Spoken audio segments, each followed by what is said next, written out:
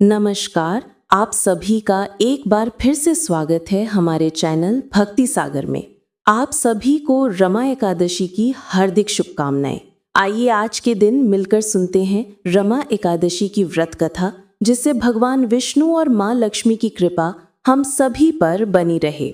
एक बार की बात है, युधिष्ठिर महाराज ने कहा, हे जनार्दन, हे सभी प्राणियों के रक्षक, कार्तिक महीने में कृष्ण पक्ष में आने वाली एकादशी का क्या नाम है? कृपा करके मुझे ये पवित्र ज्ञान प्रदान करे। तब परम भगवान श्री कृष्ण ने कहा, हे राजाओं में श्रेष्ठ, कृपया सुने जैसा मैं आपको सुनाता हूँ। कार्तिक महीने के अंधेरे भाग में आने वाली एकादशी को रमा एकादशी कहा जाता है। ये बहुत शुभ है क्योंकि ये सबसे बड़े पापों को तुरंत मिटा देती है और आध्यात्मिक धाम का मार्ग प्रदान करती है। अब मैं आपको इसका इतिहास सुनाऊंगा और महिमा भी बताऊंगा। एक समय की बात है, मुचुकुंद नाम का एक प्रसिद्ध राजा हुआ था, जो स्वर्ग के राजा भगवान इंद्र के साथ यमराज, वरुण और राक्षस रावण के धर्मपरायण भाई विभीषण का भी मित्र था। मुचुकुंद हमेशा सच बोलता था और लगातार मेरी भक्ति करता था, क्योंकि वह धार्मिक सिद्धांतों के अनुसार शासन करता था। इसलिए उसके राज्य में कोई भी अशांति नहीं थी।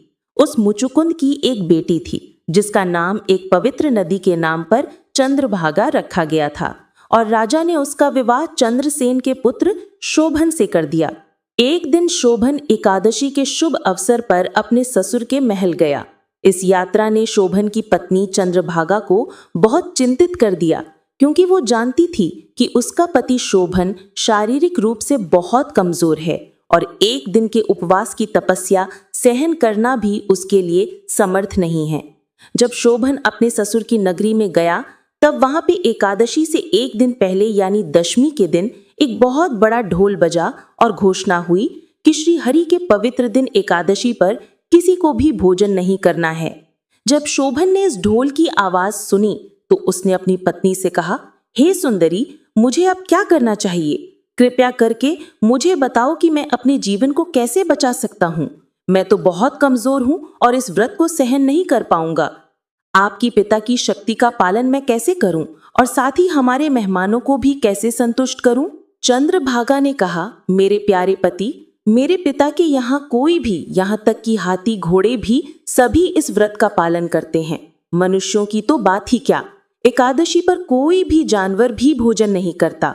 वास्तव में किसी भी जानवर को श्री हरि के पवित्र दिन एकादशी पर अनाज, पत्ते, भूसा, यहाँ तक कि पानी भी नहीं दिया जाता।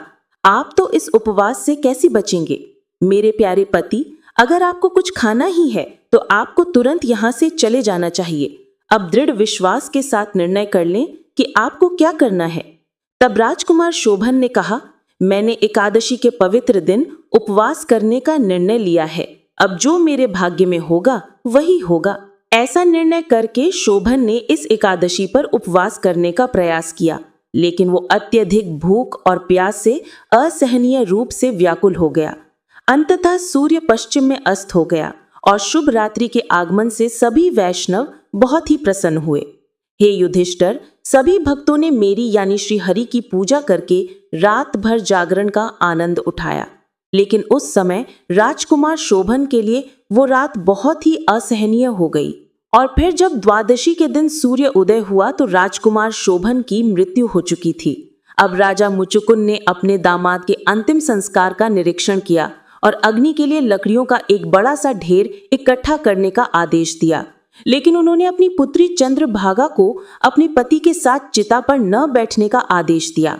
इस प्रकार चंद्रभागा अपने मृत पति के श्राद्ध की सभी शुद्धि और अनुष्ठान करने के बाद अपने पिता के घर ही रहने लगी।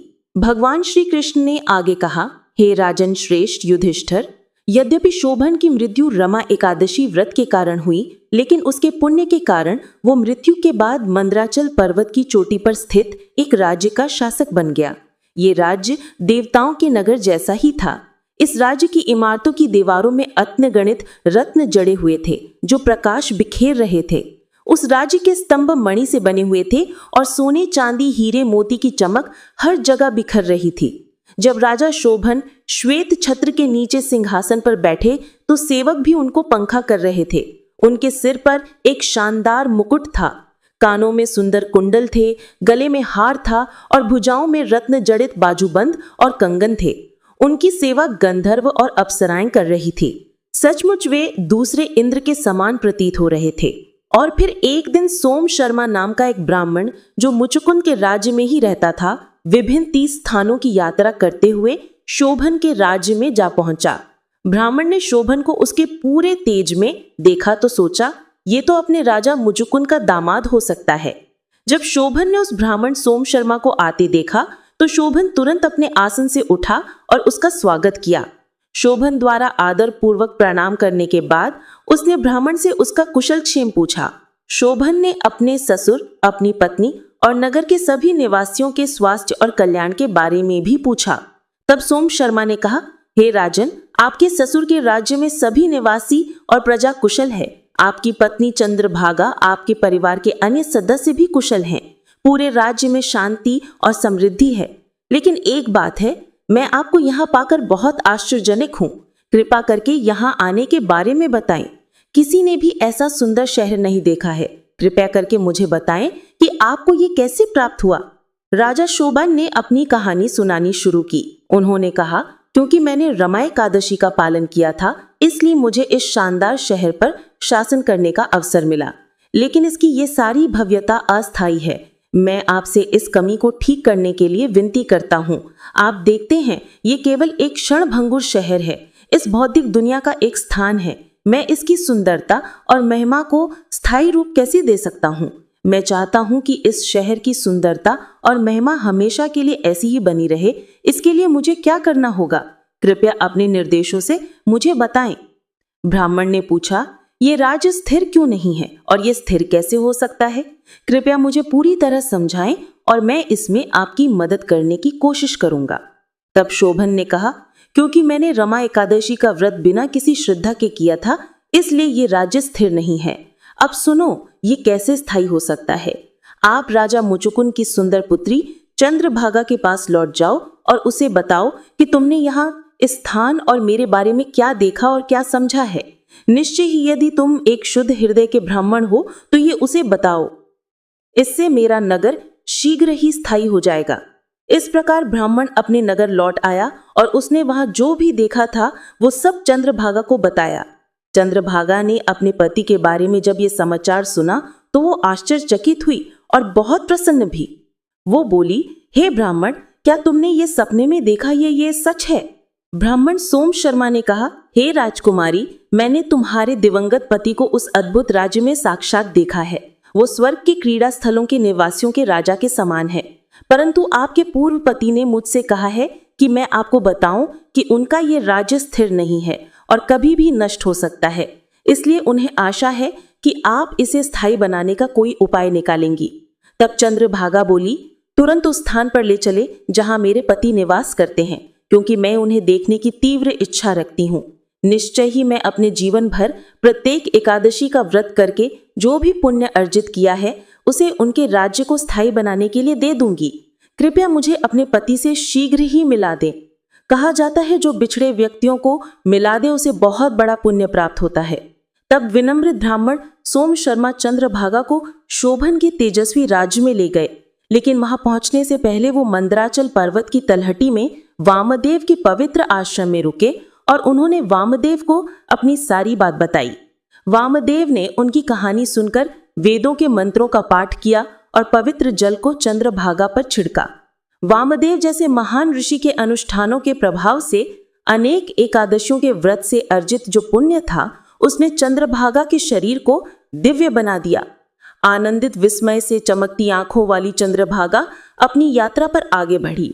जब शोभन ने अपनी पत्नी चंद्रभागा को मंदराचल पर्वत पर अपनी ओर आते देखा तो वो आनंद से अभिभूत हो गया और बहुत प्रसन्न और उल्लास से उसे पुकारने लगा।